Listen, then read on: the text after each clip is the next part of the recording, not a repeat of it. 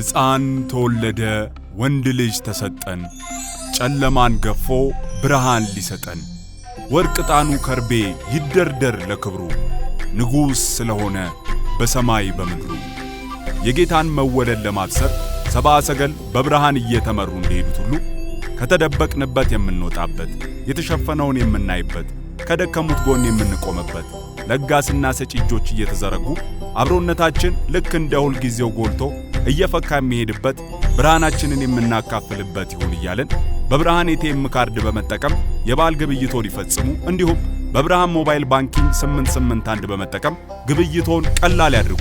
ከብርሃን ባንክ ጋር የሚሰሩትን የገንዘብ አስተላላፊ ድርጅቶች በመጠቀም ለበዓሉ ለወዳጅ ዘመዶ ስጦታ ይላኩ፣ ይቀበሉ። መልካም በዓል። ብርሃን ባንክ። እንደ ስማችን ብርሃን ነው ስራችን።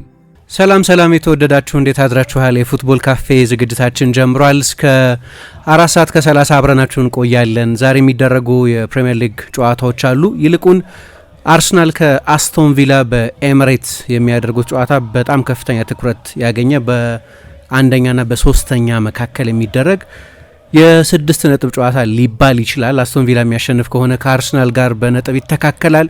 አርሰናል ካሸነፈ የ6 ነጥብ ልዩነት በቀድሞ አሰልጣኙ ኡናይ ኤሜሪ ከሚሰለጥነው አስቶን ቪላ ጋር መፍጠር ይችላል ማለት ነው። ደግሞ እንደምታውቁት ኤሜሪ በቅርብ ዓመታት የቪያሪያልም አሰልጣኝ በነበሩበት ጊዜ ግን ደግሞ ወደ አስቶን ቪላ ከመጡም በኋላ የአርሰናልን የዋንጫ ተስፋዎች በማሰናከል በጣም የተሳካላቸው ናቸው። በዚህ ውድድር ዘመንም ከጥቂት ሳምንታት በፊት ከ3 ሳምንት በፊት ብቻ በቪላ ፓርክ የተደረገውን ጨዋታ ቡድናቸው ባለቀ ሰዓት በተቆጠረ ጎል 2-1 አሸንፎ ነበር። አርሰናል ከ18 ተከታታይ ጨዋታዎች ያለ መሸነፍ ጉዞ በኋላ የተሸነፈበት የመጀመሪያው ጨዋታ እንደነበርም እንደዚሁ እናስታውሳለን። ያንኑ ተመሳሳይ ነገር የመድገም አላማ ይዘው ነው። የበቀል ጉዳይ ይነሳል። ሚኬል አርቴታም ስለ በቀል ሲያነሳ ነበር ከዚህ ጨዋታ በፊት። በቅርብ ዓመታት አስቶን ቪላ ላደረሰበት በቀል መሆኑ ነው። ግን ደግሞ ራሳቸው ኤሜሪም ከአርሰናል የተሰናበቱበትን መንገድ ፍትሐዊ ነው ብለው አያስቡም። ስለዚህ ሁልጊዜም ከተጨማሪ ሞቲቬሽን ጋር ይመስላል ይህንን ጨዋታ የሚያደርጉት። በጣም ወሳኝ ጨዋታ ነው። ከውድድር ዘመኑ እጅግ ወሳኝ ጨዋታዎች መካከል አንዱ ሊባል የሚችል የሲዝን ዲፋይኒንግ የሚሉት እነሱ የውድድር ዘመንን መልክ ሊወስን የሚችል በጣም ትልቅ ጨዋታ ነው። ስለዚህ ጨዋታ እናነሳለን። እናንተም በፌስቡክ ገጻችን ላይ ኮሜንቶችን ልትጽፉልን ትችላላችሁ፣ ሁልጊዜ እንደምታደርጉት። ያንንም ስለምታደርጉ እጅግ እናመሰግናለን። ከዚህ ባሻገር ግን ሌሎች 2 ተጨማሪ የፕሪሚየር ሊግ ጨዋታዎች አሉ። እነሱንም ጊዜ እንደፈቀደ እናነሳለን። ማንቸስተር ዩናይትድ ከዎልቭስ ጋር ይጫወታል። የአሰልጣኝ ሩበን አሞሪም ሰሞኑን የፎርሜሽን ለውጥ ማድረግ ትልቅ አጀንዳ ነበር እና ከዚህ ጨዋታ በፊት የሰጠው ጋዜጣዊ መግለጫም እንደዚሁ ትኩረት የሚስብ ነበር። ከዚህ በፊት የፎርሜሽን ለውጥ ያላደረግኩት የብዙሃን መገናኛዎች ጫና ነበር እና በዛ ጫና ምክንያት ለውጥ አድርጌ ቢሆን በሚዲያ ጫና ምክንያት ነው ለውጥ ያደረገው የሚል የማይገባ መልእክት መልበሻ ክፍል ውስጥ ያስተላልፍ ነበር ብሏል። ትላንት ጥቂት ስናነሳው ነበር። ከጥንካሬ መሰረት ላይ ሆኖ ፍሮም ፖዚሽን ኦፍ ስትሬንግዝ እንደሚሉት ከዚያ ሆኖ ለውጥ ማድረግ እንዳስፈለገው ተናግሯል። ለማንኛውም በቀደም ከኒውካስል ጋር ስለሰራ በተለይ በመጀመሪያው አጋማሽ በማጥቃቱም በጣም ጥሩ ነበር። በሁለተኛው አጋማሽ ኒውካስል ከፍተኛ የሜዳ ስፍራም የማጥቃት ብልጫም ነበረው። ግን ማንቸስተር ዩናይትድ በተለይ ደግሞ ብዙ ጊዜ በማይሰለፉ ተጫዋቾቹም ጭምር ጀብድ የተሞላበት ብቃት አሳይቶ አሸንፏል። ስለዚህ ያው መንገድ የሚቀጥል ሊሆን ይችላል። ቼልሲንም በተመለከተ እናነሳለን። ቼልሲ ዛሬ ከቦርንመዝ ጋር ይጫወታል። የማሬስካ ቡድን በቀደም ከአስቶን ቪላ ጋር በነበረው ጨዋታ ሲመራ ከቆየ በኋላ ነው የተሸነፈው። ግን እንዲህ ያለው ነገር በቀደም ብቻ ይሆን አይደለም። በሌሎችም ጨዋታዎች እየመራ ብዙ ጊዜ ተሸንፏል ወይ አቻ ወጥቷል ወይ ብዙ ነጥብ ጥሏል። ከመሪነት ብዙ ነጥብ የጣለው ቡድን የኤንዞ ማሬስካ ቼልሲ ነው። ለምንድን ነው ይሄ የሚሆነው የሚለውንም እንደዚሁ እናነሳለን ማለት ነው። አብራችሁን ስለምትቆዩ እጅግ እናመሰግናለን። ምሳና ላዛርነን የአጋሮቻችንን መልእክት አድምጠን ደግሞ እንመለሳለን። ወደ መጀመሪያው ፕሮግራማችን እንለፍ። ዛሬ ምሽት የሚደረጉ በርካታ የእንግሊዝ ፕሪሚየር ሊግ ጨዋታዎች አሉ። አርሰናልን ከአስቶን ቪላ ጋር የሚያገናኘው ጨዋታ ደግሞ በኤሚሬትስ የሚደረግ ጨዋታ ይሆናል። ከውድድር ዘመኑ እጅግ ወሳኝ ጨዋታዎች መካከል አንዱ ነው። ለአርሰናል ብቻ ሳይሆን ለአስቶን ቪላም ጭምር ይህንን ጉዳይ እናንሳ እና ለፕሪሚየር ሊጉ የዋንጫ ፍክክር ለማንቸስተር ሲቲ በእርግጥ ሌሎቹ ከአስቶን ቪላ ጋር ራቅ እያሉ ነው እንጂ በቻምፒየንስ ሊግም ለሚፎካከሩት ለቻምፒየንስ ሊግ ስፍራዎች ለሚጫወቱት ቡድኖችም በጣም ወሳኝ ጨዋታ ነው። በእርግጥ የውድድር ዘመኑ ገና 50% ላይ የሚደርስበት የ19ኛ ሳምንት ጨዋታ ነው። አሁን የመጣነውን ያህል ይቀራል ደግሞ ግማሽ። ስለዚህ ሁሉም ነገር የሚጠናቀቅበት ጨዋታ አይደለም። ግን አንዳንድ ጨዋታዎች አሉ በውድድር ዘመኑ መሀል የሚደረጉ ማንም ቢያሸንፍ የስቴትመንት ድል ሊባሉ የሚችሉ በጣም ወሳኝ ጨዋታዎች አሉ። ከነዛ ጨዋታዎች መካከል የአንደኛው ጨዋታ ብዙ ናሬቲቭ ሊኖረው የሚችል አይነት ጨዋታ ነው። ስለዚህ ዝም ብሎ ሌላ የ19ኛ ሳምንት መርሃ ግብር አይደለም። የሁለቱም ቡድኖች የአእምሮ ፈተና የሚፈተንበት፣ የሁለቱም ቡድኖች በተለይ የአስቶን ቪላ የዋንጫ ክሬደንሻሊቲ የምር ለዋንጫ ተፎካካሪነት የተሰራ ቡድን ነው ወይ፣ እንደ አንዳንድ ከዚህ በፊት ሳይጠበቁ ሻምፒዮን እንደሆኑት ቡድኖች ሊሆን ነው ወይ የሚል ጥያቄ እስካሁን ድረስ አለ።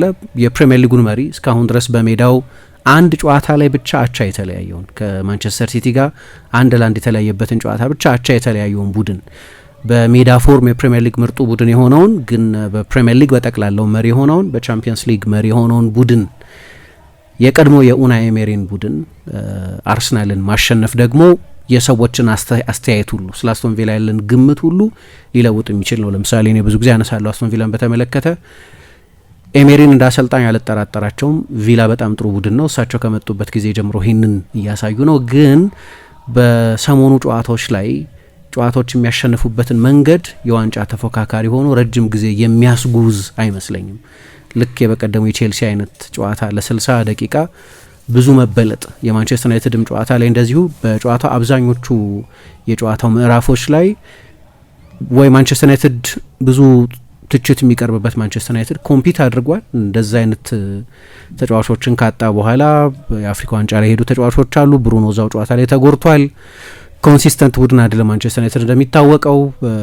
ሁለት አይነት መልክ ልናይ እንችላለን። አንዳንድ ጊዜ በጣም ጥሩ ይሆናል፣ ሌላ ጊዜ ደግሞ ብዙ የሚያስተች ብቃት ያሳያል። ግን በጨዋታ አብዛኛው ጊዜ ደግሞ ከነዛ ሁለት የሞርጋን ሮጀርስ ጎሎች በስተቀር ማንቸስተር ዩናይትድ በብዙ መለኪያዎች ደግሞ የተሻለ ቡድን ነበር። ግን መጨረሻ ላይ ቪላ አሸንፏል። እና እንዲህ አይነቶቹ ነገሮች የአንድ ጎል ልዩነት መሆኑ ብቻ አይደለም፣ ጨዋታዎችን የሚያሸንፉበት ባህሪ ነው በጣም ወሳኝ ነው። ምክንያቱም አርሰናል ያለፉትን 4 ጨዋታዎች በአንድ የጎል ልዩነት ከብሬንፎርድ ጨዋታ በኋላ በአንድ የጎል ልዩነት ነው ያሸነፈው። ግን እኔ እንደ ፐርፎርማንስ ግን የአንድ የጎል ልዩነት ጨዋታዎች ናቸው ብዬ አላምንም።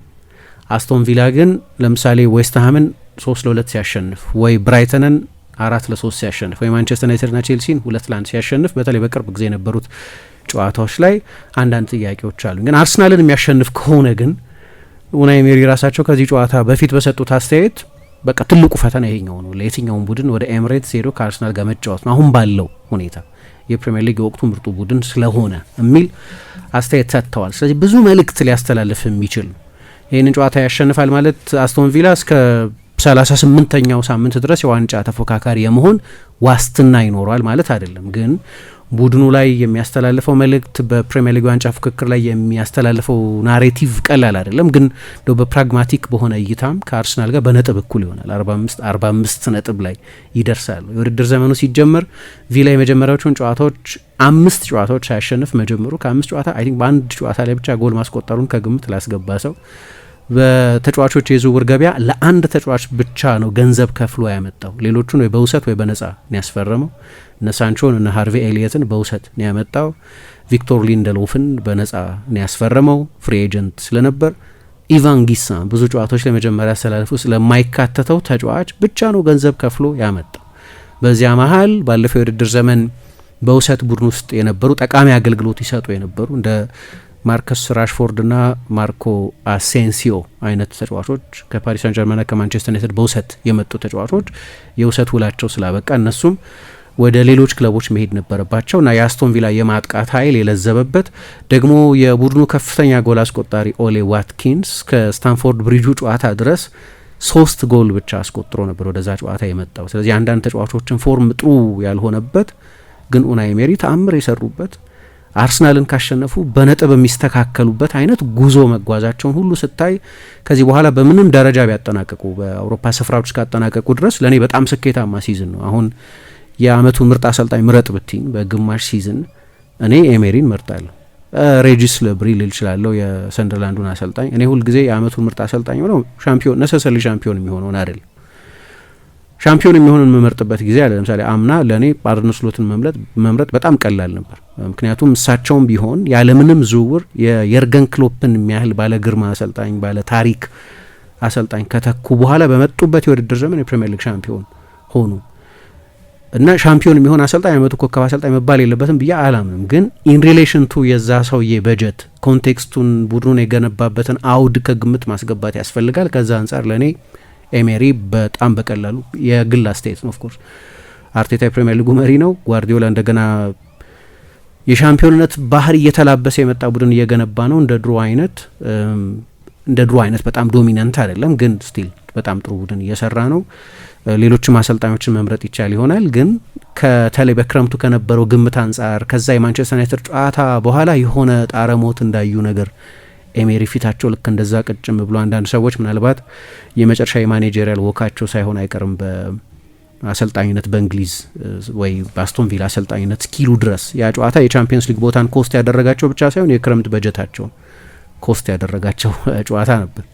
ብዙ ማቆየት የሚፈልጓቸውን ተጫዋቾች ያላቆዩበት፣ ማስፈረም የሚፈልጓቸውን ተጫዋቾች ያላስፈረሙበት ትልቅ ውጤት የነበረው የአስቶን ቪላን የቅድመ ውድድር ዘመን እቅድ ሁሉ የለወጠ በጣም የሚያሳምም ሽንፈት ነበር እና ከዚያ ደግሞ የእሳቸው ወዳጅ የሆነ ሰው ሞንቺ ከኃላፊነት ተነሳ። የስፖርት ዳይሬክተራቸው ነበር ቪቶሮ ላቤ የሚባሉ ሰው መጥተዋል ከዚያ በኋላ። በእርግጥ ግን የሞንቺ መልቀቅ፣ አንዳንድ በዝውውሮች ላይ የተሰሩ ስህተቶቻቸው፣ የአስቶን ቪላ ሰዎች የሰሯቸው ስህተቶች፣ እነዛ ሁሉ ነገሮች ተደማምረው ቪላ እንዲህ አይነት የውድድር ዘመን ያሳልፋል እና በውድድር ዘመኑ መሀል ላይ ከመሪው እኩል የመሆን እድል ኖሮት ወደ ኤምሬትስ ይጓዛል የሚል ግምት በጭራሽ አልነበረም። ስለዚህ ለአስቶን ቪላ ሁሉንም ክሬዲት መስጠት ያስፈልጋል። የዋንጫ ተፎካካሪ ነው ወይ? አሁን የ11 ጨዋታ ሞመንተም ላይ ነው ያለው። 8 ተከታታይ ፕሪሚየር ሊግ ጨዋታ አሸንፏል። በዚህ መሀል በውድድር ዘመኑ ሲቲን፣ አርሰናልን፣ ማንቸስተር ዩናይትድን እና ሌሎች ትልልቅ ቡድኖችን በዚህ ሲዝን አሸንፏል። ስለዚህ ግን ምን ያህል ይዘልቃል የሚለውን መልእክት ሊያስተላልፍ የሚችል በጣም ትልቅ ጨዋታ ነው። ለአርሰናልና ለሚኬል አርቴታም ግን ሲዝን ዲፋይኒንግ ነው። እኔ ይሄን ጨዋታ አስቶን ቪላ የሚያጣው ነገር የለም ልል አልችልም። የሚያጡት ነገር አለ። 6 ነጥብ ልዩነት ይፈጠራል ማለት ሊደረስበት የሚችል ርቀት ነው። ልክ ነው። ግን ያ አንደኛ ሞመንተም ያኮላሻል፣ ሁለተኛ 6 ነጥብ ትልቅ የነጥብ ልዩነት ነው። በተለይ ደግሞ ሲዝኑን በሙሉ 2 ጨዋታ ብቻ የተሸነፈ ቡድን ሲሆን በአስቶን ቪላና በሊቨርፑል ብቻ ነው የተሸነፈው። የሊቨርፑል ጨዋታ ያው በዛ አስደናቂ ዶሚኒክ ዞቦዝ ላይ ጎል አማካኝነት የአስቶን ቪላን ጨዋታ በ95ኛው ደቂቃ ላይ በተቆጠረ ጎል ነው የተሸነፈው። ሽንፈት ነው፣ ግን የሽንፈቶቹ አይነትም በጣም በከባድ ድክመት ውስጥ የተገኙ ቡድኑ ላይ ጥርጣሬ እንድናነሳ የሚያደርጉ ሽንፈቶች አይደሉም። ግን ለአስቶን ቪላ የ6 ነጥብ ጋፕ ተፈጠረ ማለት ቀላል አይመስለኝም ከዚህ በኋላ። ምክንያቱም ሲቲም ሐሙስ ይጫወታል።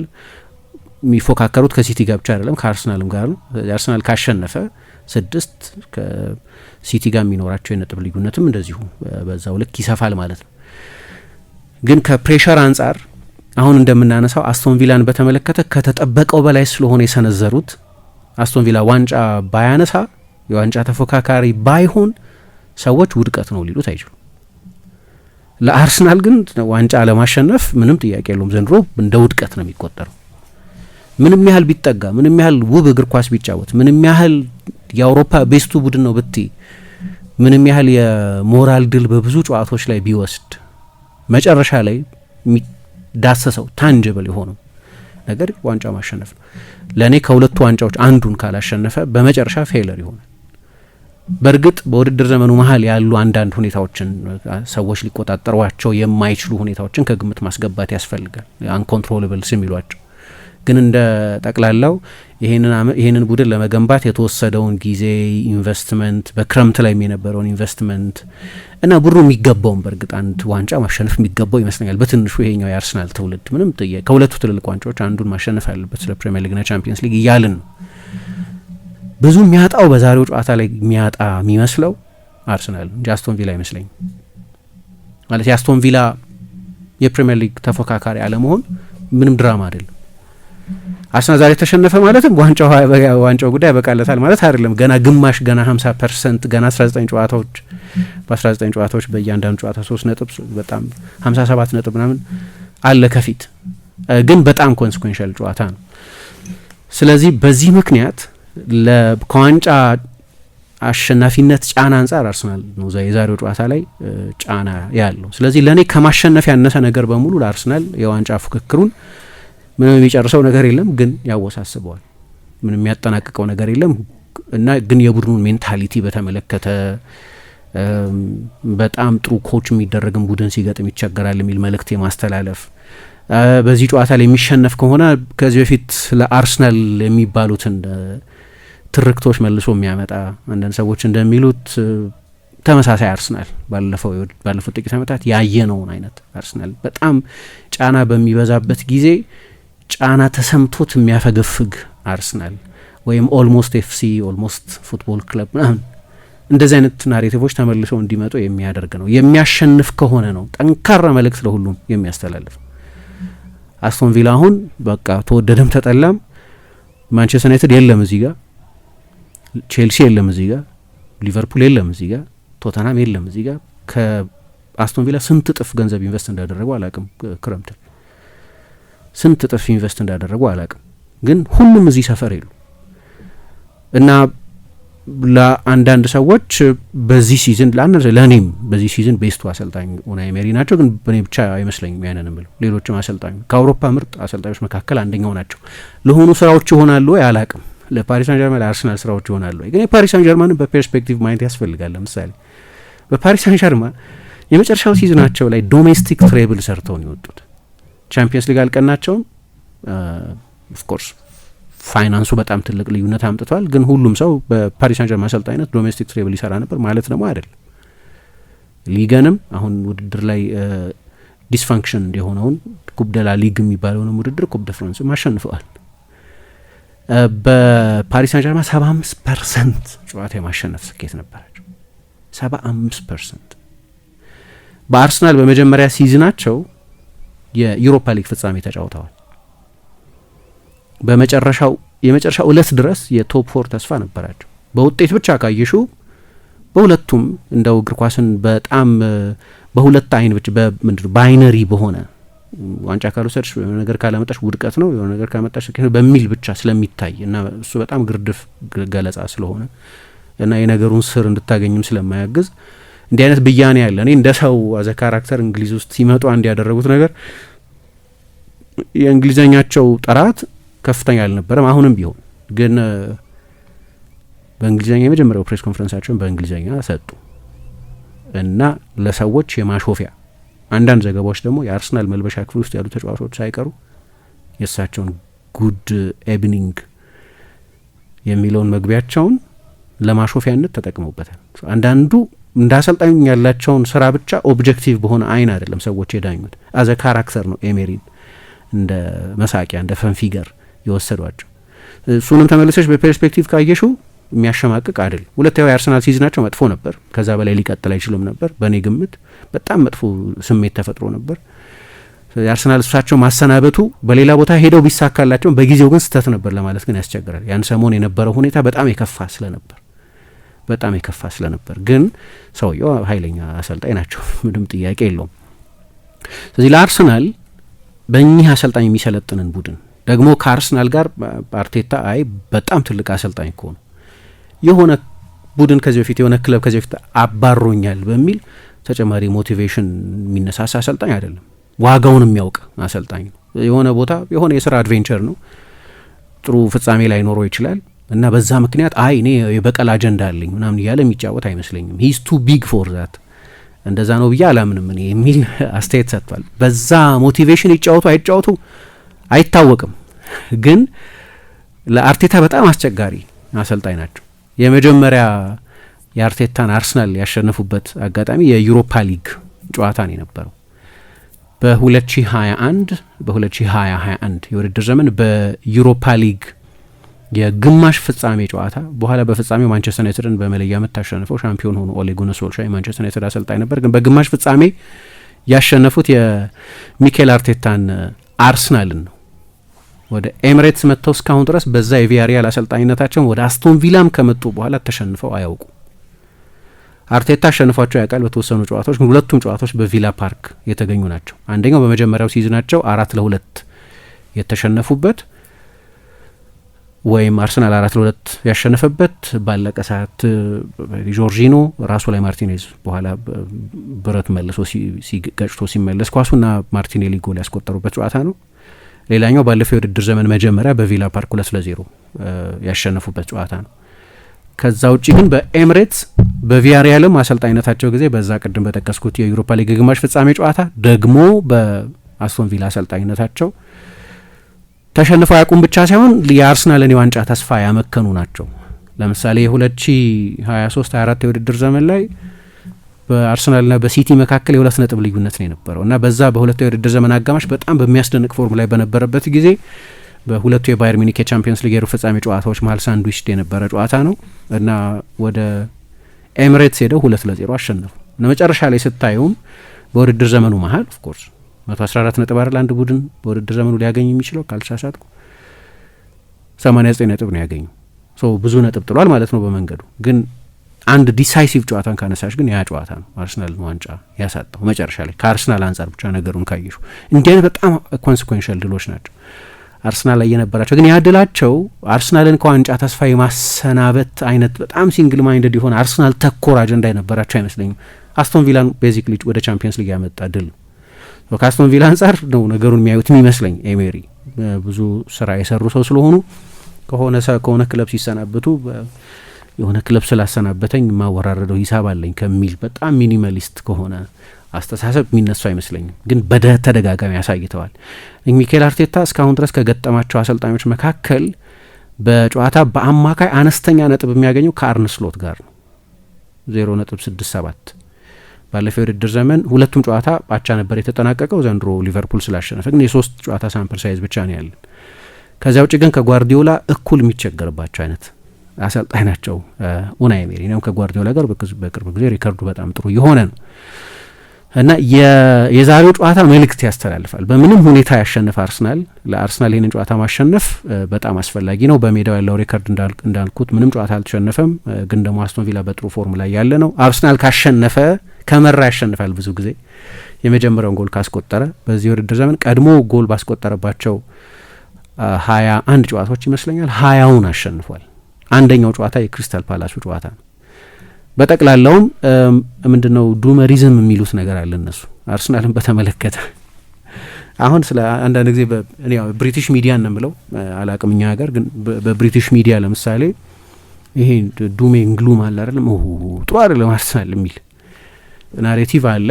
ለምን ጥሩ ትክክለኛ አስተያየት እንደማይመስለኝ ያነሳለሁ። ግን ያ ዱሜ እንግሉም በጣም ጭፍግግ ሊል ይችላል የበለጠ በአስቶን ቪላ የሚሸነፍ ከሆነ። ስለዚህ በጣም ወሳኝ ጨዋታ ነው። አርሰናል ካሸነፈ 45 ነጥብ ላይ ይደርሳል በ19 ጨዋታ። 45 ነጥብ ማለት አርቴታ ሻምፒዮን መሆን የምንፈልግ ከሆነ 90 ነጥብ ላይ መድረስ አለብን ብሏል። ግድ 90 ነጥብ የሚጠይቅ ሲዝን መሆኑ እኔ እንጃ አይመስለኝም። የግዴታ 90 ነጥብ የሚጠይቅ ሲዝን አይመስልም ይሄኛው ሲዝን። ያን ያህል በጣም ኮንሲስተንት ከአርሰናል በስተቀር እስከ ቅርብ ጊዜ ድረስም አሁን የነጥብ ልዩነቱ 2 ሆነ። ሲቲ ተከታታይ ጨዋታዎችን እያሸነፈ ስለሆነ ግን በ18 ጨዋታዎች አንድ ወጥ ኮንሲስተንት ቡድን ካለ አርሰናል ላይ ነበር። ያን ያህል በጣም የተለየ ኮንሲስተንሲ የሚጠይቅ የግድ 90 ነጥብ የሚጠይቅ ሲዝን አይመስልም። ግን ዞሮ አርቴታ 90 ነጥብ ታርጌት ማድረግ አለብን ብለዋል። በ19 ጨዋታ 45 ነጥብ ማለት ይሄንኑ ፋክተር ካደረግሽው የ90 ነጥብ ሲዝን እንደማለት ነው። በዛ መንገድ ለመቀጠልም እንደው እንደ መስፈንጠሪያ የሚሆን ነው። ስለዚህ በጣም ወሳኝ ጨዋታ ነው። በብዙ ሌቭል ወሳኝ ጨዋታ ነው እና እንዳልኩት አሰልጣኙ በጣም ጥሩ ሪከርድ አላቸው። በዚህ ስቴዲየም ተሸንፈው አያውቁም። ባለፉት አመታት የአርሰናልን ትልልቅ ህልሞች የቀጩ ናቸው ሰውየው። ግን ደግሞ በቅርብ ጊዜ በሚደረጉ ጨዋታዎች ለምን ከምርጥ አሰልጣኞች መካከል አንዱ እንደሚባሉ ማሳይተዋል። በቀደም ከቼልሲ ጋር በነበረው ጨዋታ በጨዋታ ውስጥ ያደረጓቸው የ3 ተጫዋቾች ለውጥ እነ ሳንቾን እነ ኦሌ ዋትኪንስን ያስገቡበት ውሳኔ የመጨረሻውን 30 ደቂቃ ጨዋታውን እንዲቆጣጠሩ አግዟቸዋል። እኔ ይሄንን በሁለት አይን ነው የማየው፣ በጣም በጥንቃቄ ነው የማየው።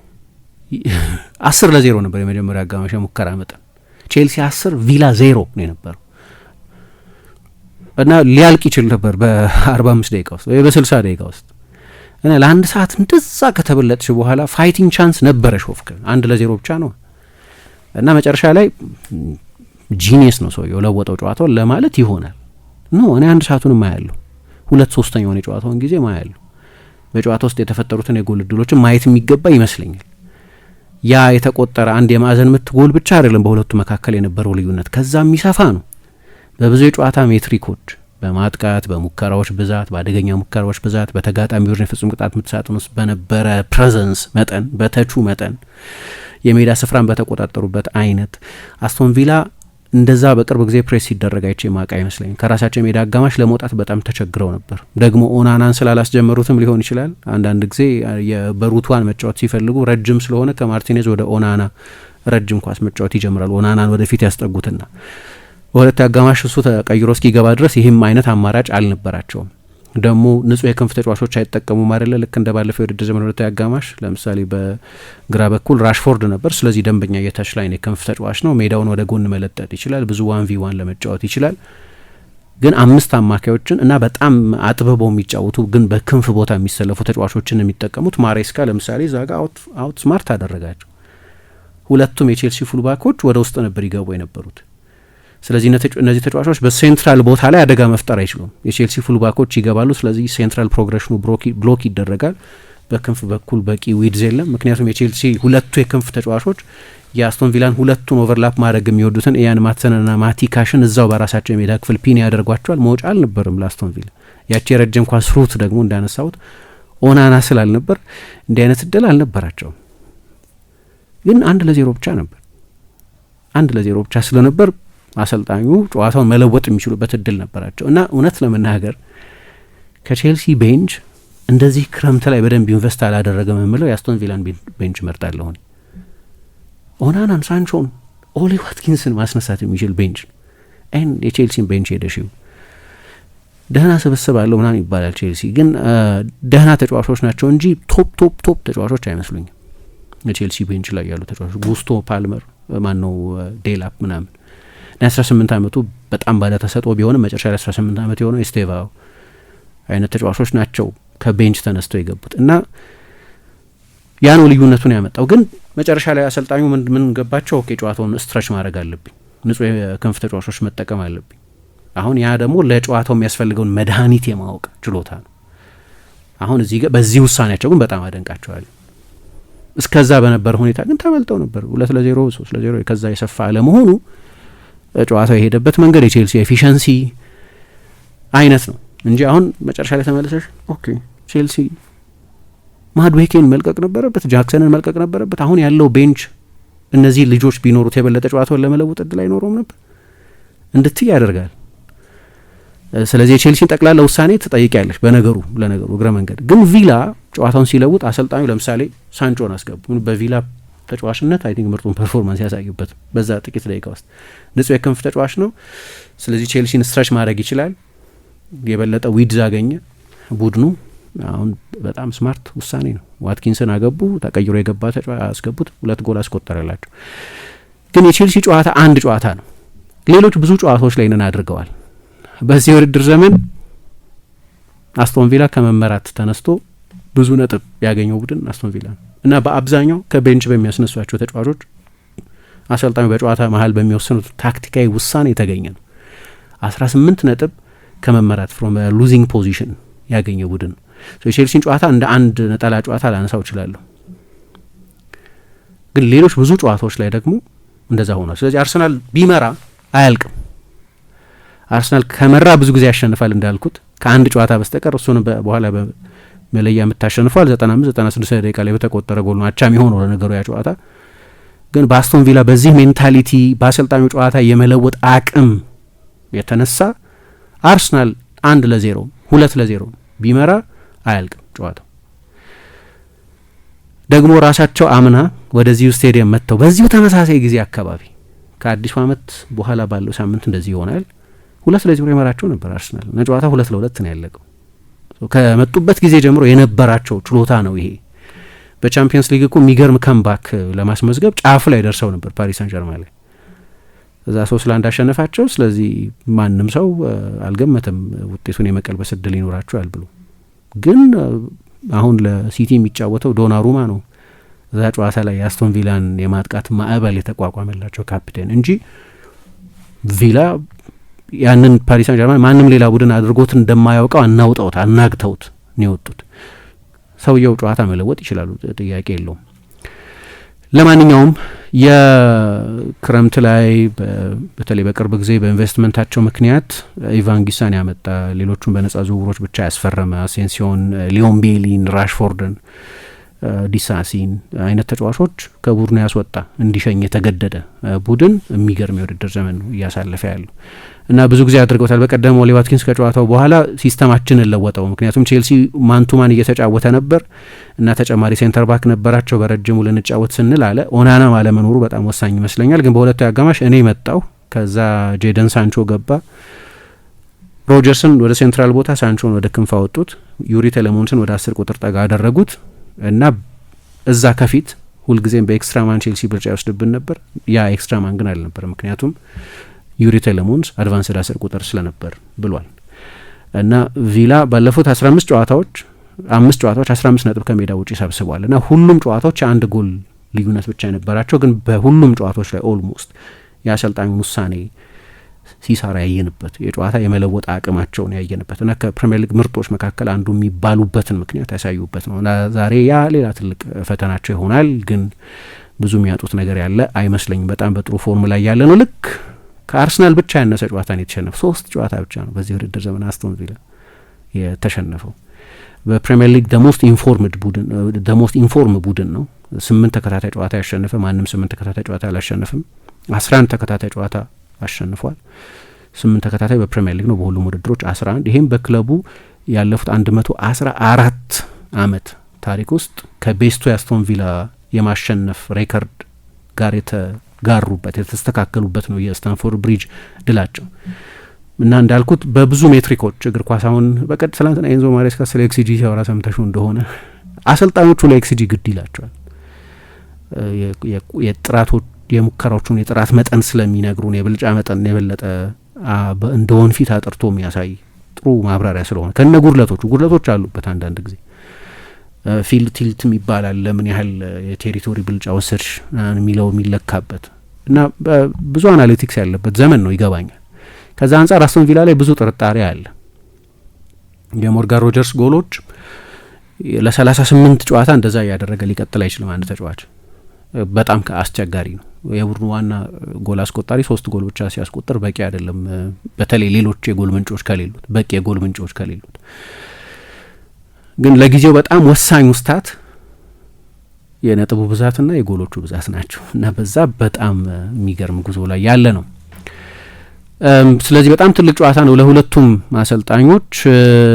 አርሰናልን በተመለከተ ግን ጥቂት ደግሞ ለማንሳት እንዳልኩት ይሄ ጨዋታ ለኤሜሪ በጣም በብዙ ስሜት የተሞላ ይመስለኛል። ከአርሰናል የተሰናበቱበት ሁኔታ እሳቸውን በኋላ ሲያነሱ እንደ ለአርቴታ የተሰጠውን ያህል ጊዜ፣ ትዕግስት፣ ኢንቨስትመንት እና በአንዳንድ ዝውውሮችም ላይ አይ ቲንክ በጥፎ ጊዜም ላይ ይመስለኛል የመጡት። ለነገሩ አርቴታ ጥይቱ ከበረደ ነው የመጣው። እሱም ጫና ውስጥ ነበር። ለማንም ሰው ትልልቆቹን አሰልጣኞች መከተል ከባድ ነው። በተለይ ለ22 ዓመት የቆየን ሰው መከተል ከባድ ነው። እንደ ቬንገር አይነት በክለቡ ታሪክ ትልቅ አሰልጣኝ እና በህንጻውም ላይ በቡድኑም ላይ በምኑም ላይ ኢምፕሪንቱ ያለ መጨረሻ ላይ ብዙ ጫና የነበረበት እንኳ ቢሆን ግን ተጽዕኖ ጎልቶ የሚታይ ግዙፍ የሆነ ካራክተር እሳቸውን መተካት በጣም አስቸጋሪ ነበር። የእሳቸው ምክትል የነበረ አንድ አሰልጣኝ በቅርብ ጊዜ ሲናገር የሰማሁት ነበር። በጣም አስቸጋሪ የሆነው ነገር ድህረ ቬንገር መምጣት ነው። አርሰናል በቦርድሩም ደረጃ ሪስትራክቸር ለማድረግ ይሞክር ነበር። ከዛ በፊት የስፖርት ዳይሬክተር የሚባል ኃላፊነት አልነበረውም። ግን ራውል ሳንሌህ የሚባሉ ሰው መጡ። ቴክኒካል ዳይሬክተር ለቀጥሮ ነበር ያኔ ስቨን ሚስሊንታት። ራሳቸው የሶስት ሰዎች ሁሉንም ነገር የሚወስኑበት አይነት መዋቅር ነበራቸው። ግን በኋላ ወደ ሚላን ሄዶ አይቫን ጋዚዲስ የሚባሉት ሰው ማን ነው የሚወስነው?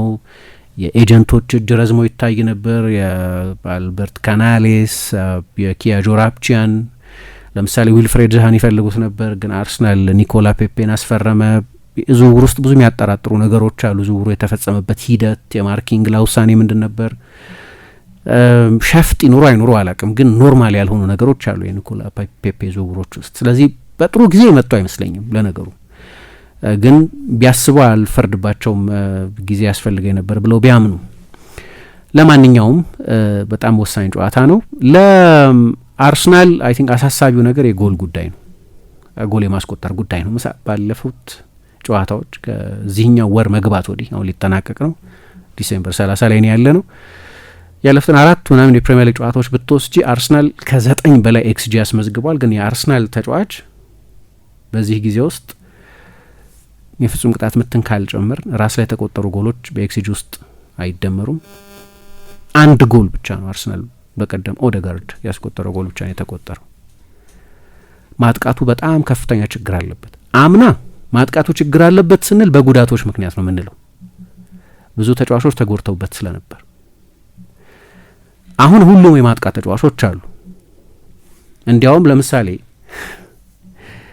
የብራይተኑን ጨዋታ አይተሽ ከሆነ ኤዜ አልገባም ተቀይሮ፣ ማድዌኬም አልገባም ተቀይሮ። እንዲህ አይነት ተጫዋቾች ቤንች ላይ ኖረውት ዛሬ ደግሞ የአርሰናል መረጃዎችን በመስጠት ብዙ ክሬዲት የሚያገኝ አንድ የትዊተር ፔጅ አለ። ካይ ሃቨርትዝ ስብስብ ውስጥ ይኖራል ብሏል። ዛሬ ሁሉም የማጥቃት ተጫዋቾች ተመልሰዋል ማለት ነው። ጄሱስ ሰሞኑን ተመልሰዋል። የተጎዳ የማጥቃት ተጫዋች የለም። አምና ችግሩ የማጥቃት ተጫዋቾች ጉዳት ነው የነበረው። አሁን ጎል በቃ ቤዚክሊ ጎል ለማስቆጠር ችግር ነው። ለምሳሌ በኮንቨርዥን ሬት በዚህ ውድድር ዘመን ማንቸስተር ሲቲ ወደ 17% ኮንቨርዥን ሬት አለው። እንደ ቡድን የሚያገኙትን የጎል እድል ወደ ጎልነት የሚለውጡበት ሬት ማለት ነው በፐርሰንቴጅ ፖይንት 17%። የአርሰናል 12.2% ነው። ወደ 5% ልዩነት አለው። ይሄ በኮንቨርዥን ሬት በጣም ከፍተኛ ነው። የ2% ልዩነት እንኳን በጣም ከፍተኛ ነው። በፕሪሚየር ሊግ አንደኛ ነው ሲቲ። ሃላንድ ስላላቸው ሊሆን ይችላል። ሳቴላ አጥቂ ነው፣ ይሰጣል ትልልቅ የጎል እድሎችን፣ ግን ብዙ ጎሎች የሚያስቆጠር ተጫዋች ነው። ከዛ ብሬንፎርድ ሌላ ብዙ ጎል የሚያስቆጠር አጥቂ ያለው ቡድን ነው። ኢጎር ቺያጎ፣ ቶተንሃም፣ ቀጥሎ ቪላ ከዋና ዋናዎቹ ቡድኖች በቅርብ ጊዜ ላይ ካሉት። ግን በጣም ትልቅ ልዩነት ነው ይሄ። የጎል እድል ደግሞ ብዙ ማኑፋክቸር የሚያደርገው አርሰናል ነው። አሁን ባለፈው ወር ማጥቃቱ ችግር አለበት እያለን ከሲቲ የበለጠ ለምሳሌ የጎል እድል ጥራት ያላቸው ጎል እድሎች የፈጠረው አርሰናል። ለእኔ አሁን በቃ ትልቁ ጉዳይ እሱ ነው። በእነዚህ ጨዋታዎች ላይ ሳካ ከ6 ጨዋታ 1 ጎል ነው ያስቆጠረው። ኦፍኮርስ አሲስቶች እየሰጠ ነው። ዮኬሬስ ከ6 ጨዋታ 1 ጎል ነው ያስቆጠረው። ያም የፍጹም ቅጣት ምት ጎል ነው። በእነዚህ ጨዋታዎች ወደ መሀል መጣና ሚናው ተቀየረ እንጂ እንዲያውም ሰሞኑን በጣም አስተማማኝ የጎል ሶርስ እየመሰለ የነበረው ሚካኤል ሜሪኖ ነው። ትሮሳር አይ ቲንክ በ7 ጨዋታ 1 ጎል ነው ያስቆጠረው። ማርቲኔሊ እንደዚሁ። በዛ ምክንያት ነው ሌሎቹ ቡድኖች በሚደረስ ርቀት ውስጥ የሆኑት። ባለፉት 2 ጨዋታዎች ላይ 49 ሙከራ ነው ያደረገው። ባለፉት 2 በነበሩት የሊግ ካፕና የፕሪሚየር ሊግ ጨዋታዎች ላይ አሁን ያቺ ፊኒሽንግ ተች ነው የጎደለችው እና ለእኔ በመከላከል በኩል ያው የውድድር ዘመኑ ሲጀመር እንደነበረው አይነት አይደለም። የአርሰናል ክሊንሺት የመጠበቅ ሬት ጠቅላላ መከላከሉ ግን አይደለም። መከላከሉ ሊያውም ባለፉት 4 ጨዋታዎች 8 የተለያየ ኮምቢኔሽን ተጠቅሞ ወይም የብራይተኑ ጨዋታ ላይ 2ቱን የውድድር ዘመኑ ላይ ጀማሪ የነበሩትን ፉልባኮቹን አጥቶ እና ጋብርኤልም ተቀይሮ ነው የገባው። ሶ በአርቴታ ምርጫ 4 የመጀመሪያ ተከላካዮቹን ይመርጣል ብለን የምናስባቸውን ተጫዋቾች የምናስባቸው ከእነሱ መሀል ሳሊባ ብቻ ነው የጀመረው። ሌሎቹ በጣም ጥሩ ተጫዋቾች ናቸው። እንዲጫወቱም ተጠብቀው ነው የመጡት። ሲመጡም ተደንቀዋል። ልክ ነው። ግን ራይስ ሚድፊልደር ነው። በህይወቱ ለመጀመሪያ ጊዜ ነው የቀኝ ፉልባክ ሆኖ ሲጫወት። ማይልስ ሉዊስ ስኬሊ የፕሪሚየር ሊግ ጨዋታ ሲጀምር ባለፈው ካላፊዮሪ በቅጣት ጨዋታ ሲያልፈው ጀመረ እንጂ አልጀመረም። ሌላኛው ኢንካፒዬ ነው። በመጀመሪያዎቹ 16 ጨዋታዎች 13 ክሊንሺት ነው የጠበቀው። ባለፉት 13 ጨዋታዎች 3 ክሊንሺት ነው የጠበቀው። ስለዚህ እንደ ድሮ ክሊንሺት እየጠበቀ አይደለም። ልክ ነው። ግን የአርሰናልን ችግር የመከላከል ችግር ለማለት ያስቸግራል። ምናልባት የሚቀርብ ጥያቄ ካለ ለይቶ የሚመታ ጉዳት ስለገጠማቸው ነው። የአንድ ዲፓርትመንት ጉዳት፣ የተከላካይ መስመር ላይ ያለ ጉዳት። ግን በዛ ምክንያት የተናጋ የተከላካይ መስመር ሬከርድ እያየሁ አይደለም እኔ በበኩሌ። አርሰናል የሚከላከለው በተከላካዮቹ ብቻ ስላልሆነ ለምሳሌ ሳካን ተመልከች። ሳካ በዚህ ውድድር ዘመን በዱዌሎች ከ50% በላይ ሲደርስ ለመጀመሪያ ጊዜ ነው በአርሰናል ተጫዋችነት። ከ50% በላይ ሆኖ አያውቅም። ሳካ ተከላካይ አይደለም። አሁን ሰዎች ምን ይላሉ? ከዛ በብሩጅ ጨዋታ ላይ 2 የሚገርሙ ጎሎች፣ በተለይ አንድ የሚገርም ጎል አስቆጠራለ ማድዌኬ። አስተውለሽ እንደሆነ ከዛ በኋላ አንድ የፕሪሚየር ሊግ ደቂቃ አልተጫወተም። ሰዎች የሚሉት አርቴታ ኦፍ ዘ ቦል ደስተኛ አልነበረም በተጫዋቹ። ለአርቴታ ነን ኔጎሽብል ማይደራደርበት ነው ተጫዋቾች ከኳስ ውጭ የሚኖራቸው ትጋት። ሳካ በዛ ሲያለምጥ አይቼው አላውቅም አንድ ጊዜም በአርሰናል ተጫዋችነት። በቃ እነሱ እንደሚሉት እንደ ፈረስ የሚሰራ በጣም ጠንካራ ሰራተኛ ነው። በዚህ የምታየው የመከላከል ጉዳይ የአራቱ ተከላካዮች ጉዳይ ብቻ እንዳልሆነ የምትረጁ። ለምሳሌ በዚህ ውድድር ዘመን በፕሪሚየር ሊግ አነስተኛ የኳስ ቅብብል ስኬት ከሚመዘገብባቸው ከ3 ቡድኖች አንደኛው አርሰናል። የተጋጣሚ ቡድን እንደፈለገ ኳስ እየተቀባበለ ወደ አርሰናል ዞን መምጣት አይችልም ማለት ነው። ይሄ የሚያሳየን ከፊት ያለውን ፕሬሲንግ ነው። ማንም የሚሰለፍ የሚገርም የስራ ትጋት የፕሬሲንግ ኢንቴንሲቲ ያለበት ነው። ፒፒዲኤ የሚባል አለ፣ ፓስስ ፐር ዲፌንሲቭ አክሽን ማለት አንቺ በመከላከል የሆነ እርምጃ ከመውሰድሽ በፊት ያኛው ቡድን እንዲቀባበል የተፈቀደለት የፓስ መጠን ማለት ነው። የፕሬሲንግ ግን ጥንካሬ መለኪያ ነው።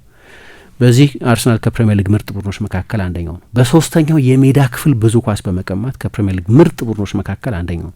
ሊያውም በፖሴሽን ከፍተኛ የፖሴሽን መጠን የሚያስመዘገብ ቡድን ሆኖ ስንተኛ እንደሆነ አላውቅም፣ ግን አንደኛ ወይ ሁለተኛ ነው የሚሆነው በፖሴሽን። እንደዛ ሆኖም በፋይናል ሰርድ የቦል ሪጌንስ አርሰናል ከቶፕ ቡድኖች መካከል አንደኛው ነው። ለዛ ነው ባለፈው ከወልቭስ ጋር በነበረው ጨዋታ ለ3 ነው እኔ ለ3 ደቂቃ ይመስለኛል ለ7 ደቂቃ ምናምን ይሆናል አርሰናል ልክ እንደዛ ሲከላከል በጣም የሚያስደንቅ የነበረው። በሎ ብሎክ አይከላከልም ማለት አይደለም፣ ሴሌክቲቭ በሆነ ሁኔታ የሚከላከልበት ጊዜ አለ። እንደው አእምሮ ላይ የሚመጣው አምና ትሮሳር በቀይ ከወጣ በኋላ ከሲቲ ጋር የነበረው ጨዋታ አታይም አርሰናል በሎ ብሎክ ሲከላከል ያንን ሁሉ ቴሪቶሪ ያሳልፈው ሲሰጥ አታይም። በጥንቃቄ ይጫወታል እና ብሎክ ይከላከላል፣ በሎ ብሎክ ይከላከላል። ሁለት በጣም የተለያዩ ኮንሰፕቶች ናቸው። እዛ ጨዋታ ላይ ከኛ ልማድ ውጪ የሆነ ከኛ ሀቢት ውጪ የሆነ በጣም ፓሲቭ መከላከል ብሎ የተቸው ለዚህ ነው። አሁን ጄምስ ቤንጅ የሚባል ሰው አንድ የዩኤፋን ዴታ ሲጠቅስ አየሁት።